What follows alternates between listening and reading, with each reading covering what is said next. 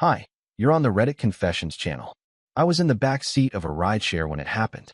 Rain smearing the windows, my tie half untied, and a half-eaten conference sandwich on my lap. My phone buzzed 3 times. First buzz, a photo. Second, a text. Third, a voice message. The photo? It was her, Trina, in a red dress I'd never seen before, standing next to a man whose hand was clearly on her lower back, though he tried to keep it discreet. She was glowing. I looked like a corpse in every recent picture of us, but she looked alive now. Alive with him. The message said, "You don't deserve me. You never did." But I didn't know how to say it until now. That was it. That's how she ended 6 years of marriage. Not with a fight.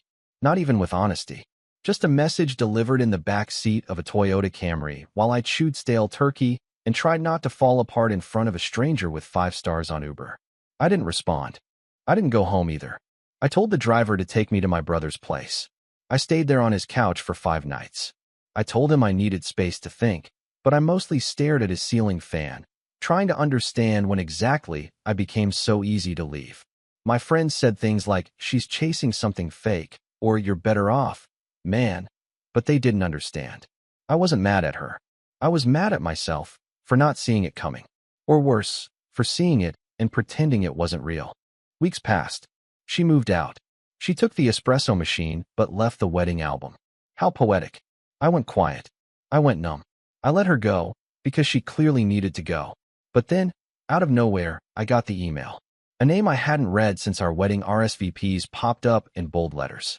Chesterfield High Class of 2014 Reunion. You're invited.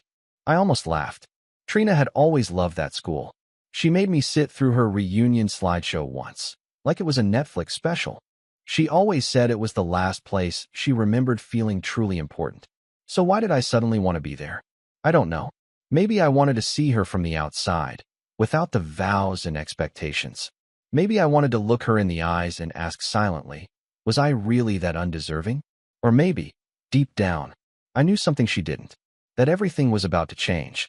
She was late. Of course she was. Trina always made an entrance. And at the Chesterfield High reunion, that meant showing up fashionably 45 minutes after the open bar started, just long enough for people to start whispering, "Is she even coming?" I hadn't planned on drinking, but by the time she walked in, I was on my 3rd club soda pretending it was whiskey. My hands wouldn't stop fidgeting. I kept folding and unfolding the RSVP card they'd handed out at the entrance like it meant something. It didn't. Nothing did. Until she arrived. The moment she walked through the courtyard doors, the air shifted. Like a movie scene that didn't bother hiding its main character. She was wearing that same red dress from the photo. The one she sent me. Like she was proud of it. Like it was a flag planted in some new territory I didn't belong to. But the man beside her wasn't the one from the picture. No, this guy was older. Clean-shaven, tall, athletic, fake tan that stopped at the neckline. He looked like someone who ordered people around for a living. Corporate confidence.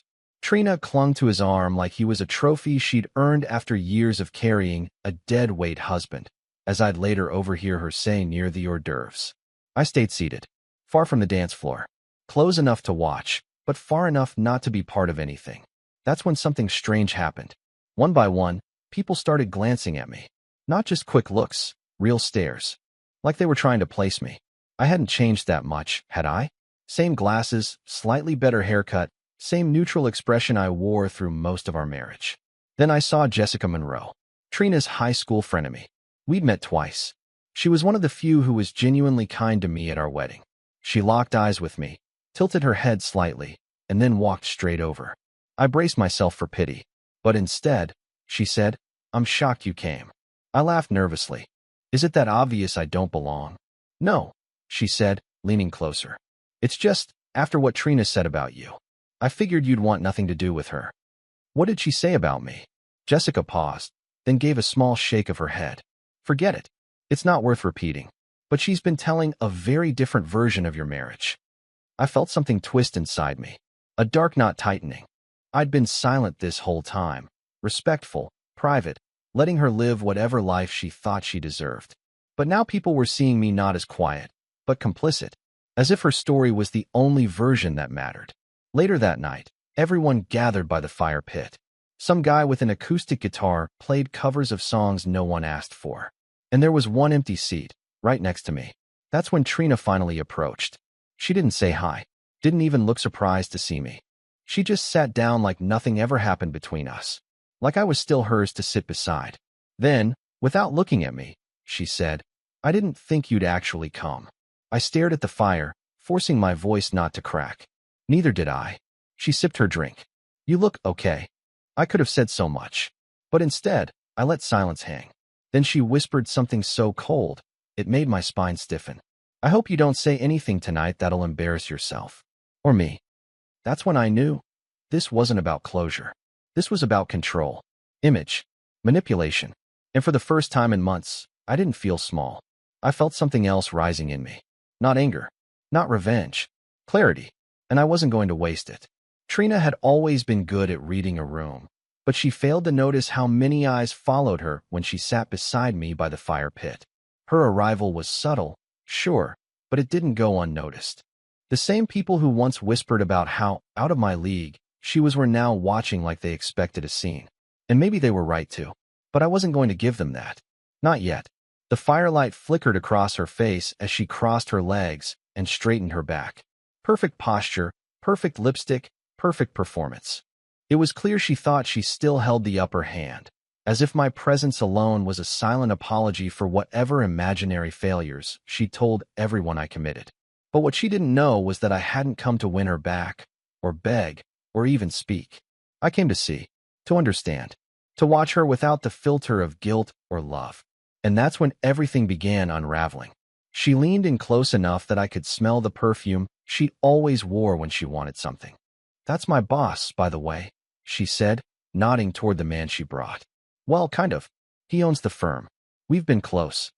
She said close like it was supposed to sting, but all I felt was exhaustion. I just nodded and kept my eyes on the fire. She waited a beat, probably expecting a reaction. When she didn't get one, she shifted in her seat like she was suddenly uncomfortable. "You're really just going to sit there?" she asked, lowering her voice. "Should I be doing something else?" I replied, still calm. "You're being weird, Darren. You've always been weird. That's part of the problem. You never knew how to just be normal around people." Oh, there it was. The casual contempt, dressed up as concern. It used to crush me. Now it just sounded rehearsed.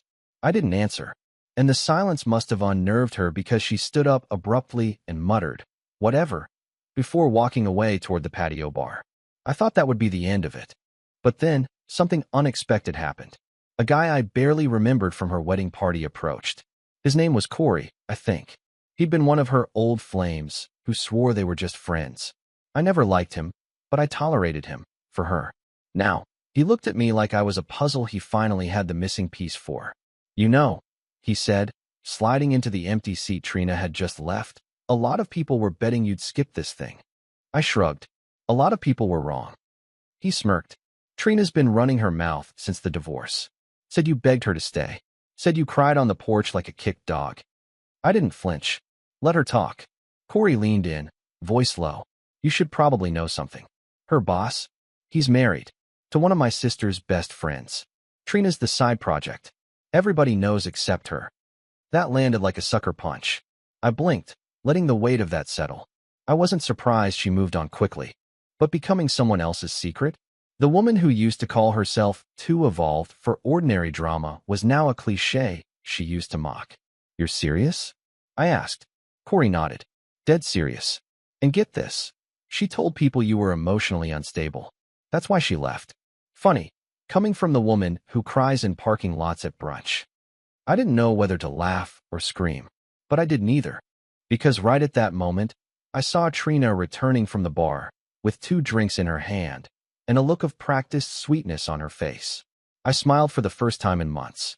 Not because I was happy, but because I finally understood the rules of the game she thought she was winning. She didn't know who had been watching her, and she definitely didn't expect what I was about to say next. Trina sat back down beside me like she hadn't just walked away in a huff. She handed me one of the drinks without asking what I wanted. I took it anyway, not because I wanted to share something with her, but because I was done pretending to be fragile.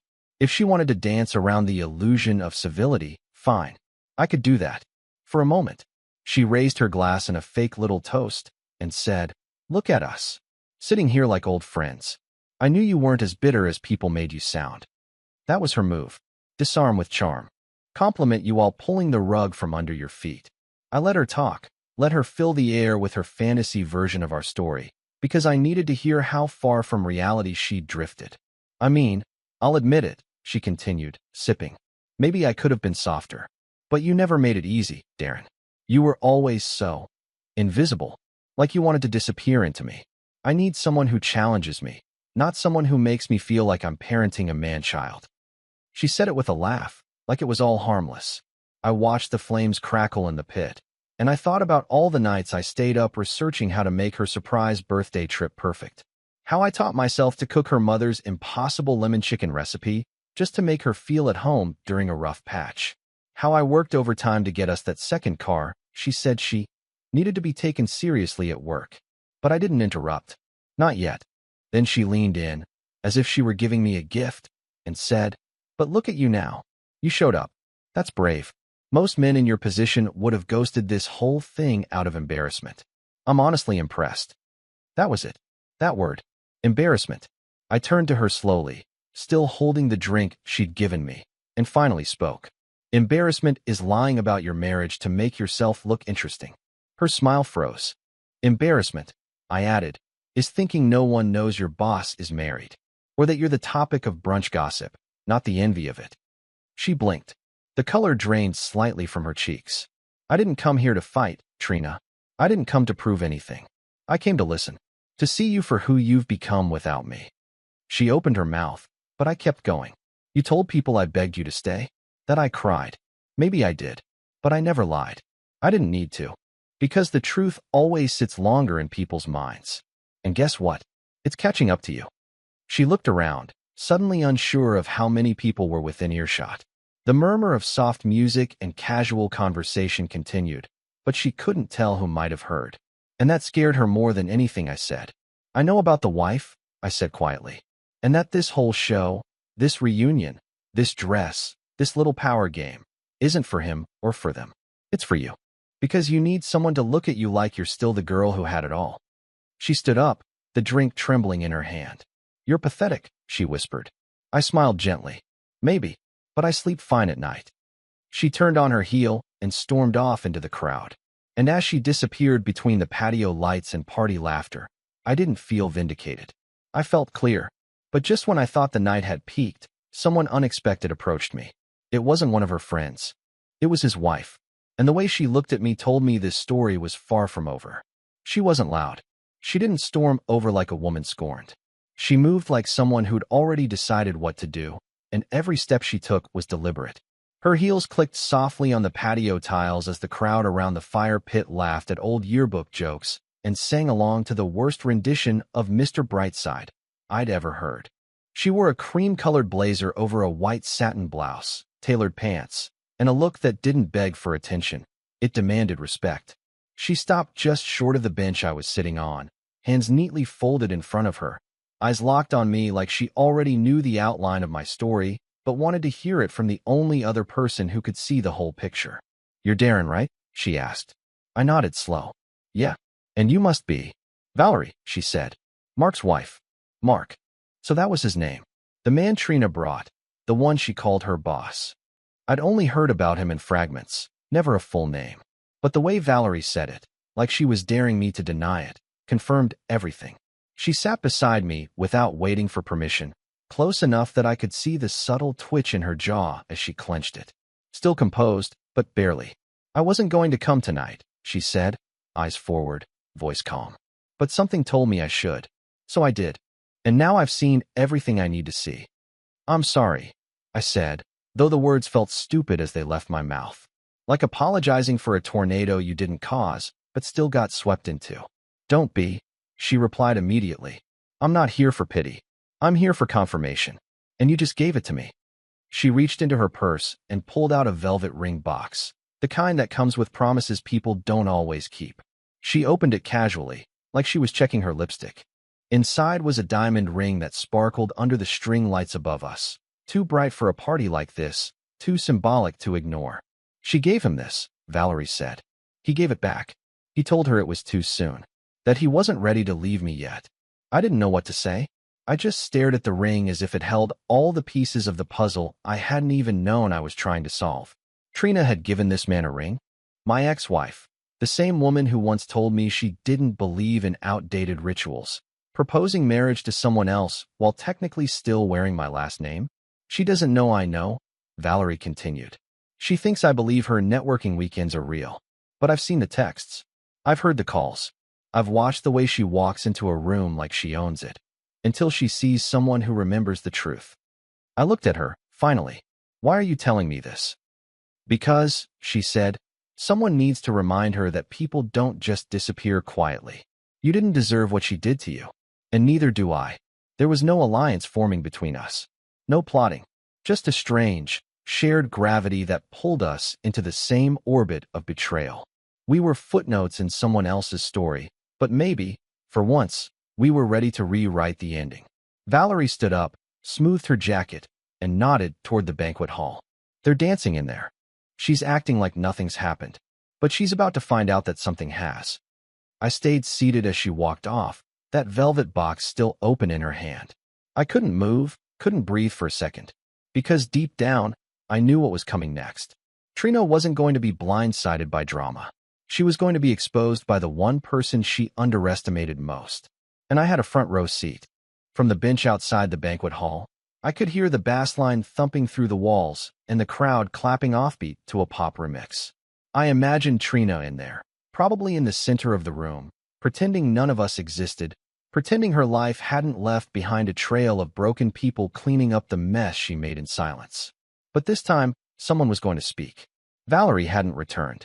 She'd walked through those glass doors like she owned the floor, and I hadn't seen her since.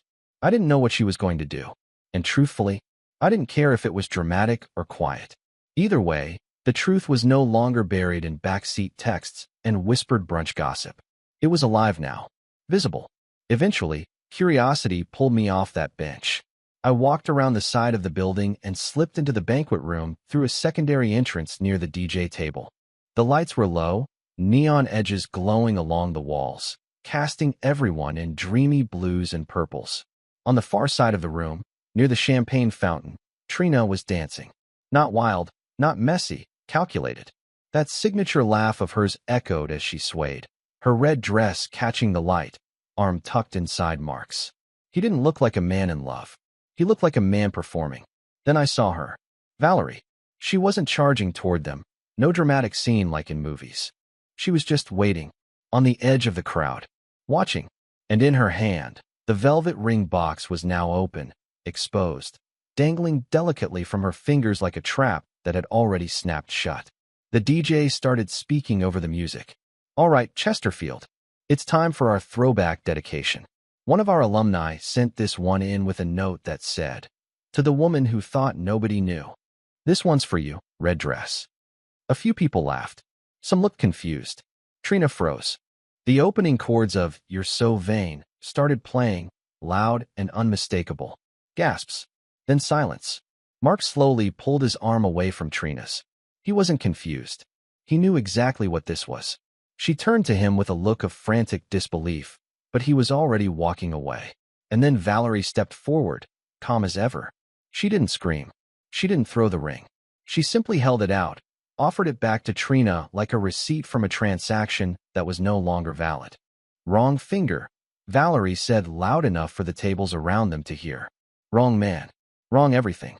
Trina looked around as people began pulling out their phones. Not to film, just to remember.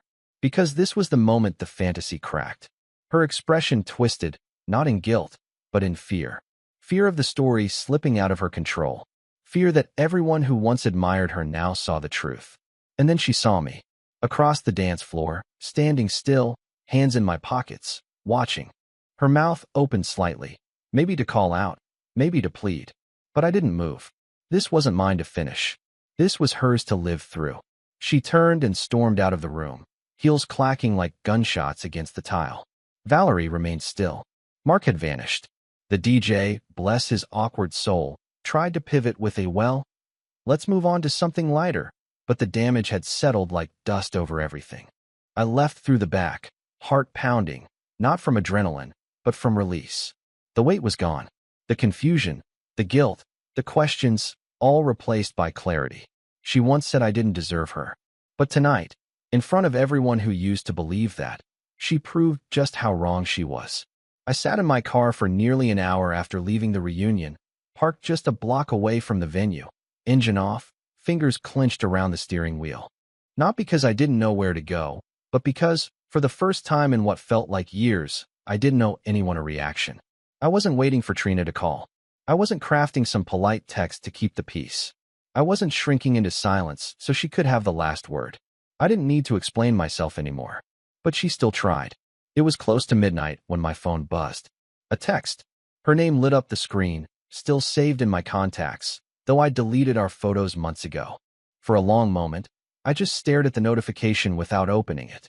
I already knew it wouldn't be an apology, not a real one. Trina never said sorry.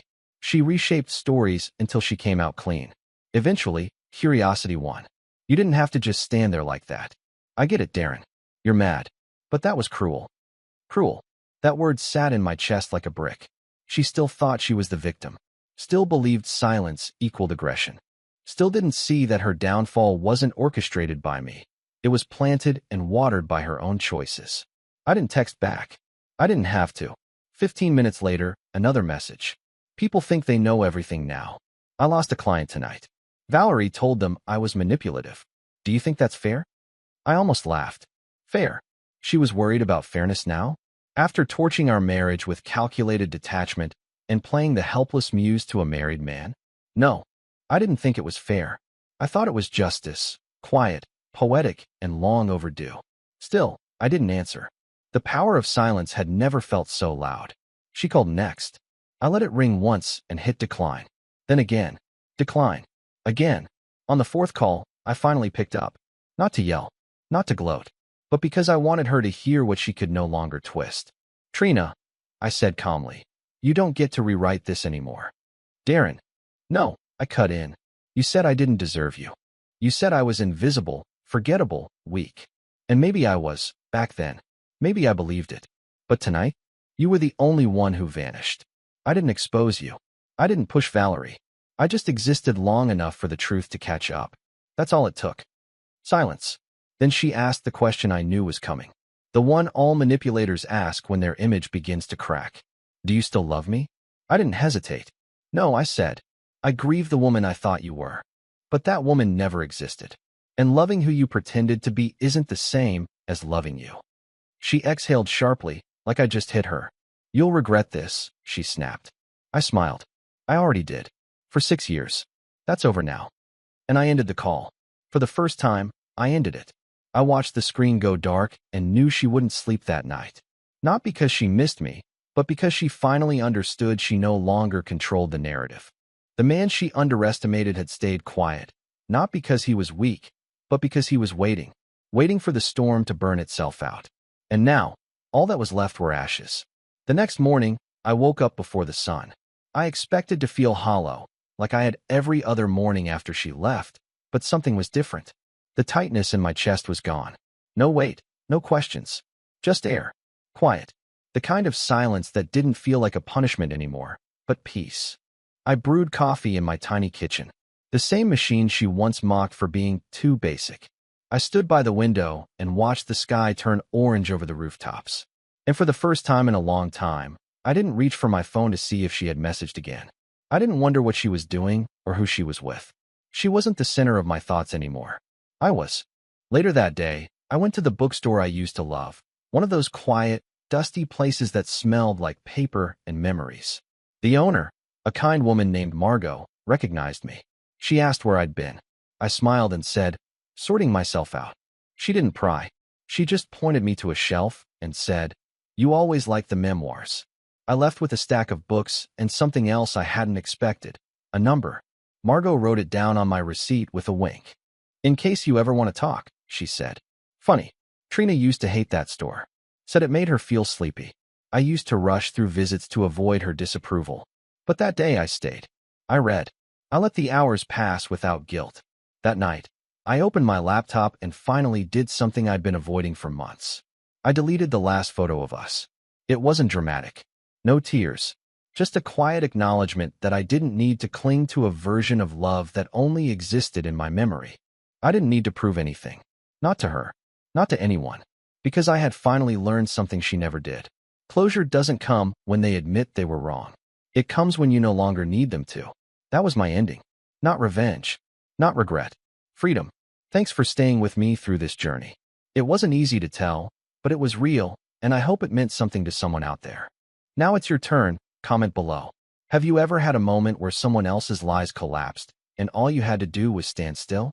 Or maybe a time when walking away gave you back your voice? Let's talk about it below. And don't forget to subscribe to Reddit Confessions for more stories like this, real, raw, and honest. See you in the next one.